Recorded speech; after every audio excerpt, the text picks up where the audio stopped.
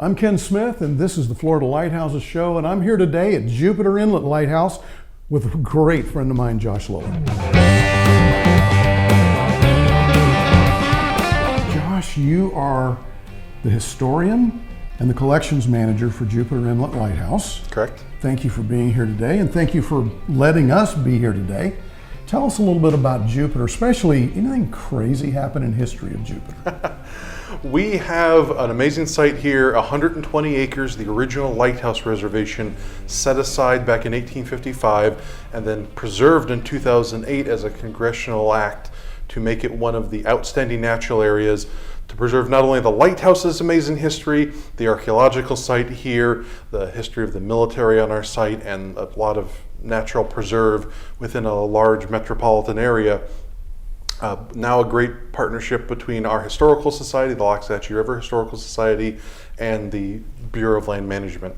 And the lighthouse has been active since 1860, still an active light today with a first order Fresnel lens. We've had the Civil War, we've had German submarines right off the coast. We've gone from a little farming town all the way to a big growing area in the 21st century of 100,000 people. So one of my favorite stories happened in the 1928 hurricane. So during that storm, one of the worst to ever hit South Florida, the newfangled power equipment at the lighthouse, they put it in a metal building to save money. Hurricane flattens it, knocks out the radio beacon, knocks out the electricity to the lighthouse. So they've got to go up there, get an oil lamp going again, and turn the lens by hand because the weight system's gone. The story goes that the keeper was having some health issues at the time, and supposedly his young son, only about 18 years old, was the one who first went up there and helped turn it by hand. And then as the storm died down, the other assistant keepers, other family members, everyone was taking a turn there to make that thing spin by hand until a couple days later they could borrow a generator and get the electric working again. Is that a true story?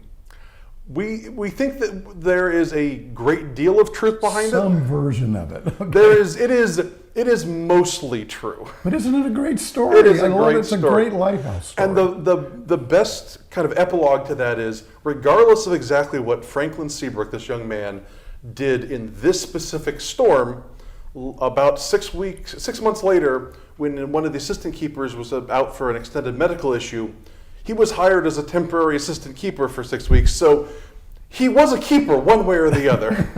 I love it. 166-year-old lighthouse, bricks and iron and glass. How do you maintain something like that?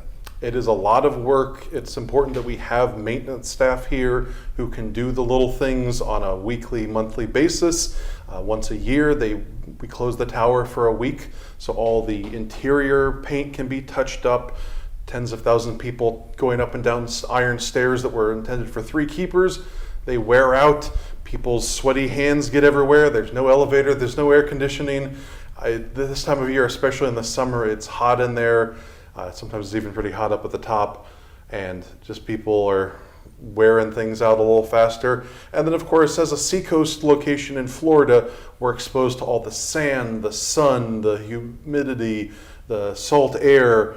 We've seen that even in storms where sometimes the paint will be worn off in a particular spot in a tropical storm. Moisture is driven into that exposed spot, and over the next couple of weeks, the salt will actually weep back out, and just gives us a real idea of how much of an impact things can be here on the coast. All right, let's go back to 2017 because you had an issue, had a little bit of a roof leak. And in researching that, one thing led to another. Then what? So the iron work has always been a struggle for us, fighting the rust. And we found that there were some roof issues that were very important to start there and make sure that is safe, so it protects the entire interior of the tower, protects the lens especially. And then a lot of other little problems that we could package into one big project and save some money in the long run. And it was very important that we deal with the major roof issues promptly. So I had a chance to go up and spend a little time with Joe Martino. And Joe Martino is, what's his title? Maintenance chief. Okay, he's your maintenance chief. What a great guy. He took me up there and showed me the beginning of the work. Came here back in 17 and did this. And so join me up on the tower with Joe as he's showing me the work that's about to be done. The reason for doing the work on these structures is this one is about 167 years old, and age and weather conditions and the salt air from the ocean, high winds, hurricanes, we get a lot of erosion issues, and then we get water intrusion, rusting, deterioration. So naturally we have to repair those issues. We also have rust on the iron skirting here, underneath the catwalk up here and on the outside. So on this door here, we had some issues with the hinges. They're wedged and they're driven into this board here. And these were paper thin, and we used to have issues closing and opening the door. We used to have to really mess with it. So Alex, he is the iron worker. He came and he took these out and he welded on here to keep the original hinges intact to the lighthouse. That way we preserve all as much as original as we can. On the outside of the astracals, we would have water intrusion that would run down and sit inside, and the rusting would rust from the inside out. So you know you've got work to do. What do you do next?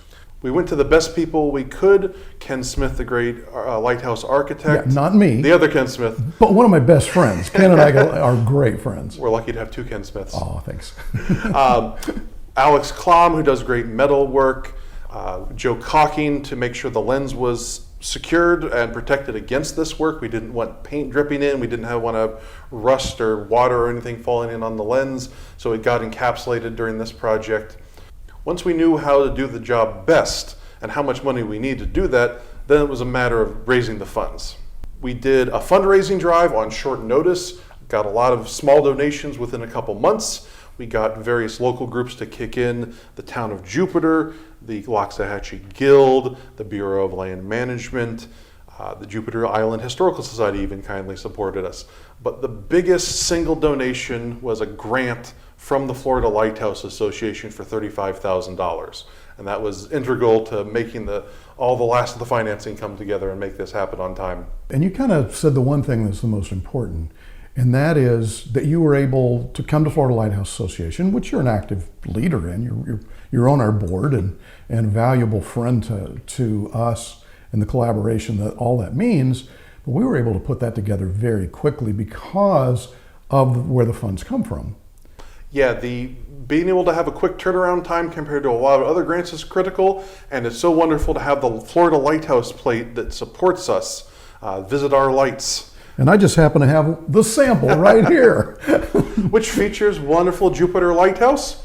How about that? It does. If you don't know your lighthouses too closely, it may also pass for Ponce Inlet. It can, and a few others around the country. But it's because of these funds, because there's about 14,000 of these on the road in Florida that help fund these processes that allow us to do an emergency grant like this one, but to also facilitate really the maintenance of multiple lighthouses throughout the state of Florida.